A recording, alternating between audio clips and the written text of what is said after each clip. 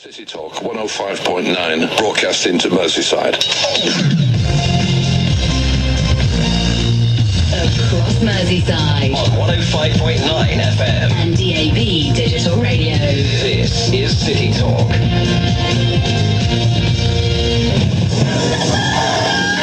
The Voice of Liverpool. City Talk 105.9. I don't consider myself to be ignorant of arts. I like a good picture.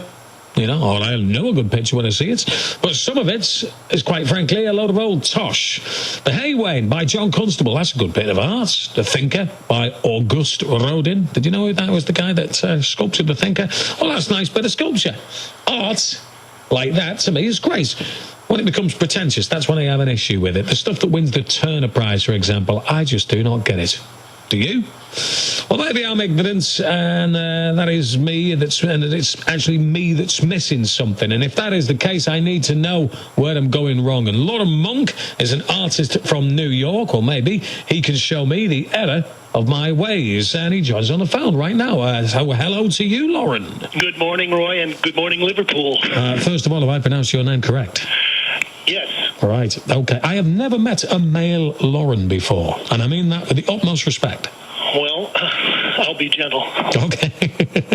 Loren, you are active in the world of art. Tell us exactly about the way you kind of observe art, if you like, and the way you conduct your interviews. Well, I'm an artist myself. I'm a painter, and I have been a painter here in Brooklyn for about, 25 or 30 years.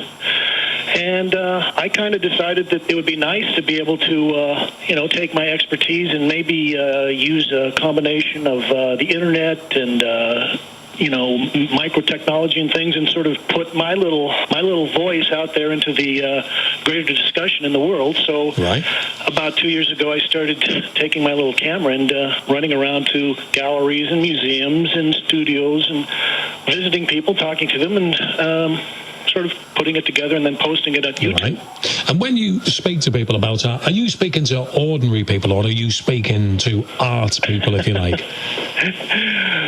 Well, I don't know whether you can call anybody in the art world ordinary or normal. Glad you said that, not me.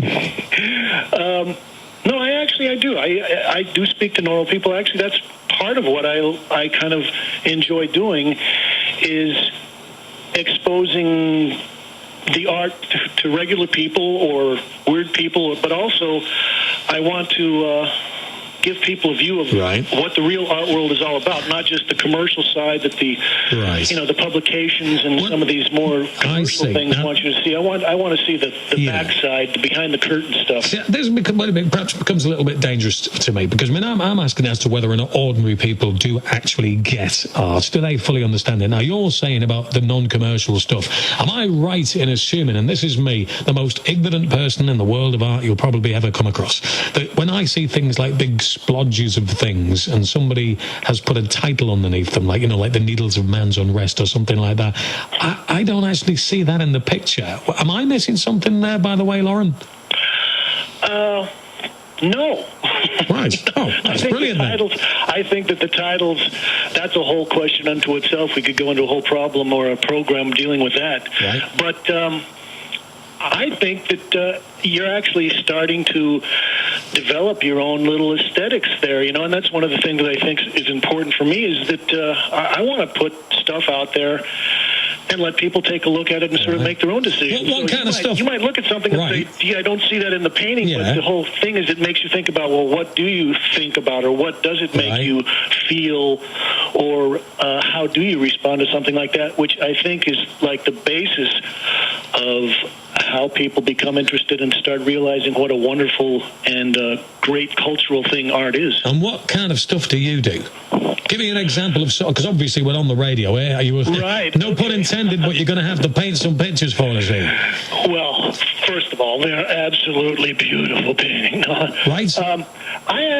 My particular thing, I've kind of changed course in recent years, and what I've started doing is mapping and charting out the history of art, mostly in New York City, because that's where I'm based. Yeah. And so if you can imagine kind of chunky paintings of maps of of Manhattan with addresses and lines leading to where somebody's studio was. Oh, right. You know, Jackson Pollock lived here in 1948. Mark Rothko lived at 222 Bowery in 1964. Things like that. And can I mention my website? Oh, you might as well, seeing as you're taking time to speak if to us. If anybody's curious, you can all go to www.lorenmunk.com. Yeah. And I've got lots of my paintings there. And also you can see the videos and some of my writing. I also have been a contributing writer to the Brooklyn Rail now for about 10 years. See, I've got to ask you, Loren, is that Loren Munk, is that your real name? Well, as far as I know. See, because I believe that sounds like an art name, because you never come across like, here's a great picture by Eddie Smith or anything like that, do you? Not really. You would be surprised. And there are people that, have names like Eddie Smith and change them to Yitzhak Perlman or something because they want to stand out a little better. But generally, I see people with all kinds of names. See, what gets me about art, and this is what we're doing, we're looking at it and wondering whether or not ordinary people actually get it. There is a thing, I don't know if you're familiar with it in those parts, a thing called the Turner Prize that they have over here. Yes. And to me, the Turner Prize, I mean, I could use some real strong terms here, but I won't use them in the interest of good broadcasting. And I just think to myself, there was one year, if I'm not rightly mistaken, the thing that won it was an unmade bed. Now, is that, come on, Loren, is that art? Well, see, the whole thing is you're asking the question. You know what? And by asking the question, I think that you are, in a way, sort of signifying and saying, you know what? There's a doubt here, so that's kind of the margin where interesting art exists. Yeah, but come on, surely an unmade bed, it's not exactly like, oh, God, I wish I had that on my wall. Well, actually, there's a long precedence in unmade beds. It goes back to Rauschenberg. He did one back in the 50s. I think that what you're talking about maybe is Tracy Eman. Right. And so the whole thing is, do normal people get that kind of stuff?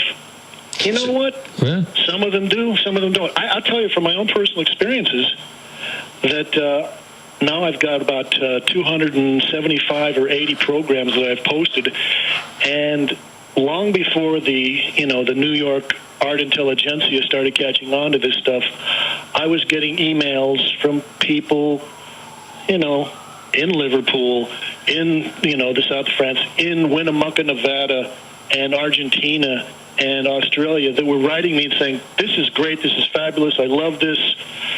And in a lot of ways, those people caught on before the big snooty art world hoi pollois did. I would imagine there's a lot of snobbery in the art world, though, isn't there? Well, you know what? There is, but that's beautiful. That makes for great TV. And some of the stuff I do, I don't intentionally go out there and try to, provoke people, but, you see all that stuff on display, and I think it's part of what makes the art world so fascinating, right. And it also is one of the things that I love and want to try to portray and present to the rest of the world, because I think it's an incredibly interesting milieu. So you think that an unmade bed then does have something to offer to the world of art? Well, we're talking about it, right? There's a famous American art critic or social commentator named Dave Hickey. And one of the most important things that he has said is that, it's not really important whether a piece of art is beautiful or elegant or anything like that. What is the most important, or one of the most important parts about a work of art is if you remember it, if it stays in your memory. Because something could be wonderful, it can be beautiful, but if you've seen 50 things that are just like that and you forget about it, then it doesn't really have a value. It doesn't really exist for you because it no longer exists in your memory. But if something is bad, an unmade bed, a bucket of paint thrown on someone's face or something, that sticks in your mind. Across Merseyside. On 105.9 FM. And DAB Digital Radio. This is City Talk. The Voice of Liverpool. City Talk 105.9.